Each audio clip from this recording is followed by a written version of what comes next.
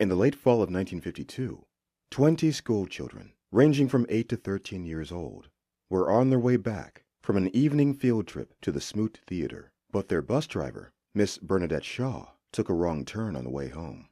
In her attempt to find a shortcut back to their school in Clarksburg, where dozens of parents were waiting for her to return, Miss Shaw ended up on the deserted back roads of West Virginia with a bus full of sleepy children. Using the moonlight to guide her, Miss Shaw turned onto a shabby road that barely saw any activity. The road twisted so tightly around hairpin curves that it was far too narrow for her to turn the bus around and head back to the main road. She had no choice but to keep going.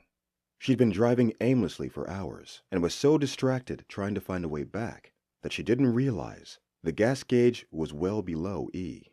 Almost immediately, the engine started to cough and sputter as it gasped for fuel. The bus came to a rolling stop on top of a set of abandoned railroad tracks. As she turned around to tell the children not to panic, they were already fast asleep, exhausted from the day's journey. It was well past their bedtimes, and the dark, deserted route offered little more than trees in the way of scenery. She had two choices. She could wake the children and have them walk with her to the nearest gas station, or she could leave them on the bus while she walked by herself. There would likely be an attendant at the gas station whom she hoped could give her a ride back to the bus.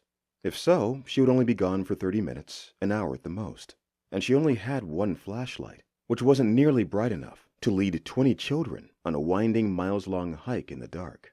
So she decided that the children would be safer on the bus. There was no telling what type of debris could be lying on the road, and if a group of kids decided to wander off along the path, she wouldn't be able to see them sneak away. It was best if she just went by herself. Grabbing the metal flashlight from under the driver's seat, she stepped onto the weary, rotting tracks, locked the bus door behind her, and began to walk. She picked up her pace, almost to a jog, hoping that she could get back before any of the children woke up. 10 minutes went by, and she knew she had to be getting closer to town. The crisp night air was so silent that she could have heard a person coming from miles away. But it wasn't a person that startled her. Quickly, she looked behind her. The railroad crossing, where the bus sat lifelessly, was perched upon a plateau stretching as far as she could see. At first, the approaching light was just a speck on the horizon, but as it grew bigger, the persistent sounds of a chugging engine made her drop the flashlight and take off running back to the bus. Chug, chug, chug, echoed through the still air. The closer the train got, the faster she ran. Her heart pounded as it jumped into her throat.